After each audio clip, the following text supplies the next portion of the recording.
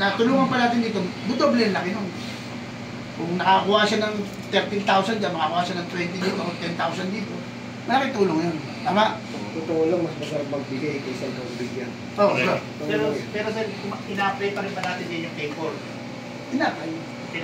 Kailangan lang recommendation galing sa inyo. Chapter founder, para ma-akit sa national.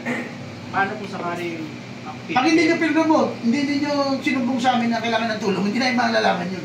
Oo. At yung sila lang ang dumirekta sa amin, hindi namin sila basta pwede tulungan, binabalik ko sa inyo. Lang, pumunta ka na po sa chapter founder mo. Chapter, no? Balikan mo na sa chapter founder mo kasi may rules na kayo. Chapter founder mo ang magre-repair sa'yo. Pag walang referral galing sa chapter founder, hindi natin entertainin mo. Sir, tanong lang sir. Paano kung sakali nakakapasok? Yari ako, kakapasok ko lang.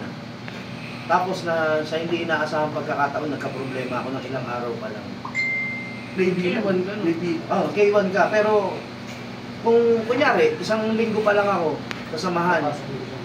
Pero nagkaroon ako ng problema. Hindi pa natin nakikita kung ano yung magagawa niya o maitutulong niya sa grupo. In general, i-apply natin yung batas. Kasi the law may be hatched, but it's still the law. Ibig sabihin, para may iwasan natin yung mga kamada. Meron kasi kamada bro eh. Pumasok. Ang bait, ang galing. Umuutang agad. Ay, nagpaano, napatulong. Siguro mga naka 6,000, 7,000. Hindi na namin nakita ulit. Wala na. Hindi na nakasahan. Nakakabadahan tayo. Ha? Bro, baka related to sa question ni Sir Pat. Yun yung nabanggit niya before. Sa papasok, sino yung qualified na tulungan? Nabanggit niya yun, ina-adapt ko, na dapat yung member at least 3 months bago siya tulungan. May except, hindi naman talaga intentional. Di ba kapapasok ko lang na aksidente, ano to yun eh, that's beyond our control. It is okay. Pero meron kasing cases, alam niya na, meron siyang sakit, kaya siya papasok, simply because alam niyang meron siyang magiging pakinabang. Yun yung exemption to the rule. So, inadapt ko yun, nabanggit niya, napag-usapan namin, sabi ko, that's a good rule. Kasi kung alam mong mayroon ka ng sakit from very beginning, parang insurance lang, di ba hindi ka tatanggapin na insurance? Simply because alam na yung intention.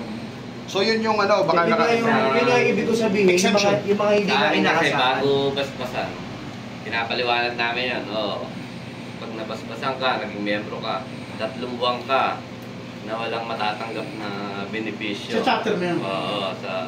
Pero yan yung pinapropose sana sa national. Bro. Yes sir. Para... Wala naman pong mali dun sa mga suggestion. Tama naman na. Tama naman natin.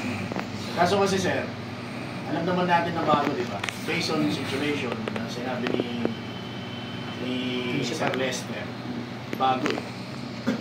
Ibig sabihin sir, ano na, yung chapter founder na mismo chapter yung pinasukan, kung bibigyan niya ng tulong.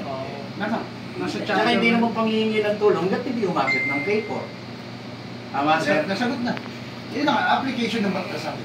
Kung doon naman sa chapter mo sir, mabibigyan mo siya ng tulong. Pero hindi mo siya pwede manghingi dahil hindi naman chapter siya... mo, matutulungan siya.